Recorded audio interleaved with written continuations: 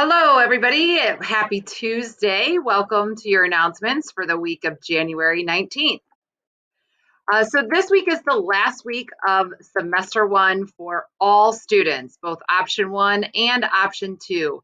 We did not have school yesterday, obviously. Our nights group continues to be Tuesday, Thursday, and our Nordonia group will meet Wednesday, Friday this week.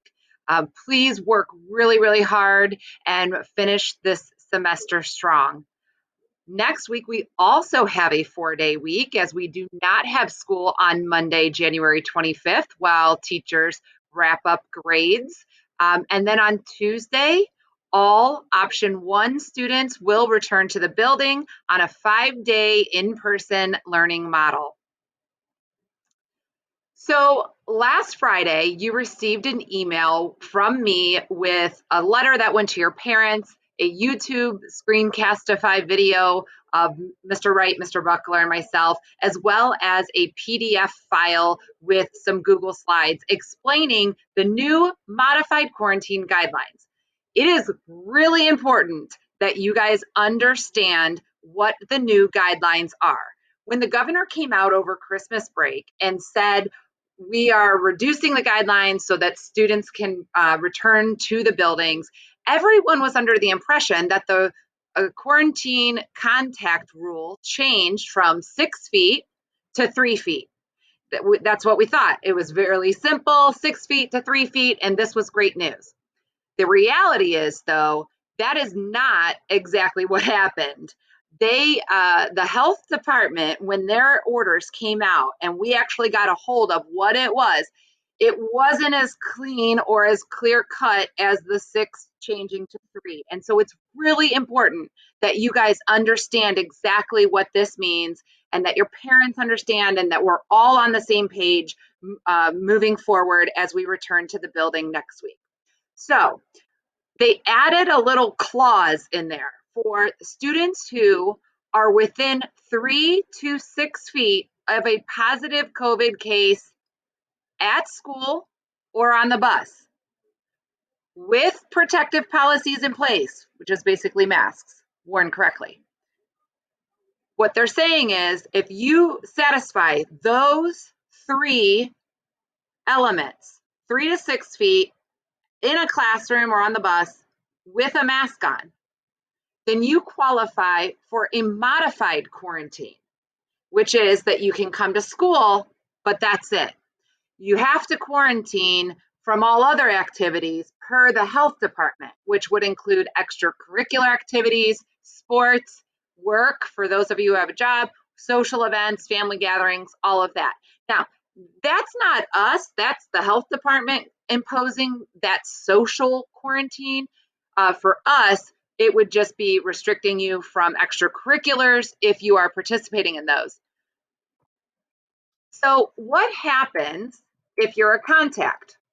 Okay, so you're at school and you get a pass to come see me, and I tell you that you are considered a close contact. So if you are within 6 feet of someone at school, you are considered a close contact. Now, if you fall within the 3 to 6 feet, which honestly most of you will, because as our classrooms are set up, they are set up at a minimum of 3 feet. So most of you are going to fall within this 3 to 6 foot category if you are a contact. Okay, so we call you down. One of the administrators will call you down. You will receive a hard copy letter stating that you are a close contact within 3 to 6 feet. You will be sent back to class and you're supposed to give that letter to your parents. There'll be a spot on there for your parent to sign. And then the next day at school, bring that letter back and drop it off in the front office. Okay, so easy peasy. We notify you, but you go back to class because you qualify for a modified quarantine. If you are less than 3 feet, or you're in a situation where you're not wearing a mask, which what is that at school? Lunchtime.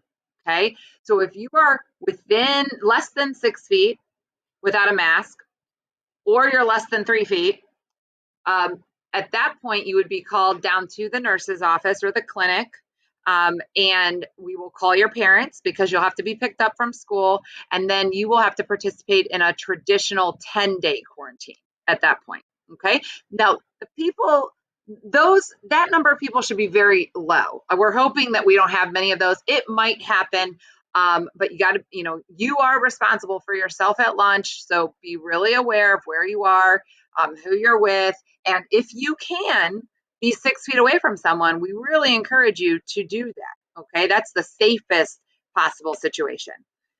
We have a couple other contacts listed here that might happen. You might be a sports team contact, and in that case, Mr. Eckenrode will call your parents, and you do have to participate in a 14-day traditional quarantine.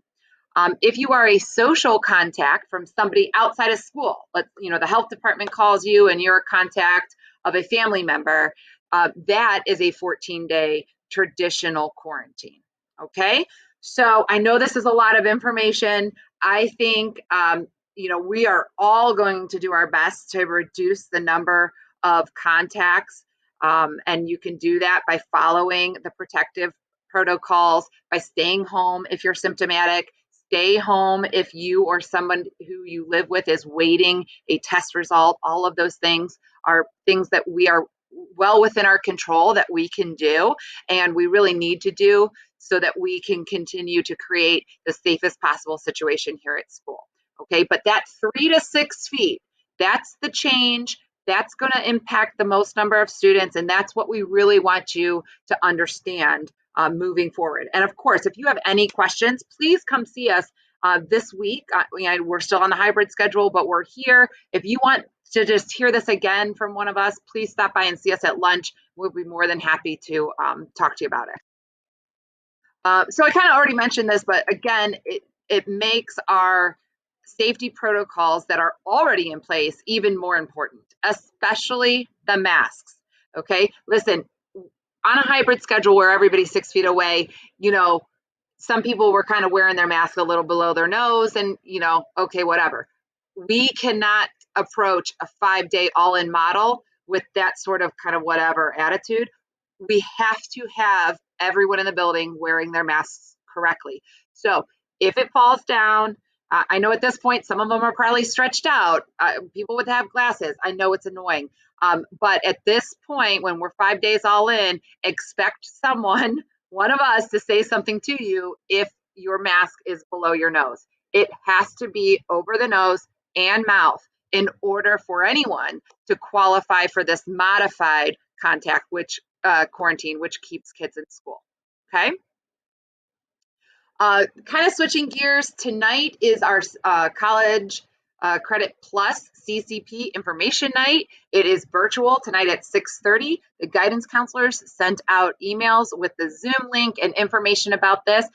This is an excellent opportunity for everyone. So please, even if you never really thought about it before, it is worth looking into and earning college credits while still in high school for free.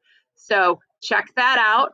And if you have questions today, see your guidance counselors or email your guidance counselors so that you have everything you need to participate in that information session. We want to congratulate Miss Shannon Blair for being our January Teacher of the Month.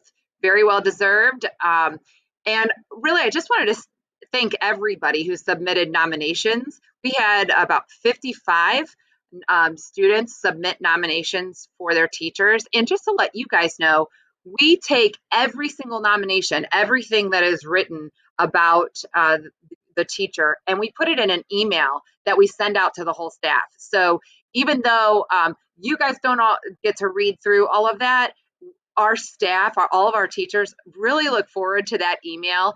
So if somebody is recognized, they know, and everybody knows why. And honestly, it's just such a feel-good, happy highlight of the month when we get to read through what you guys have written about your teachers. And we so appreciate you doing that. So thank you. And we hope everyone has a wonderful last week of semester 1. Finish strong, and we will see everybody next week on Tuesday, 5 days all in. Take care.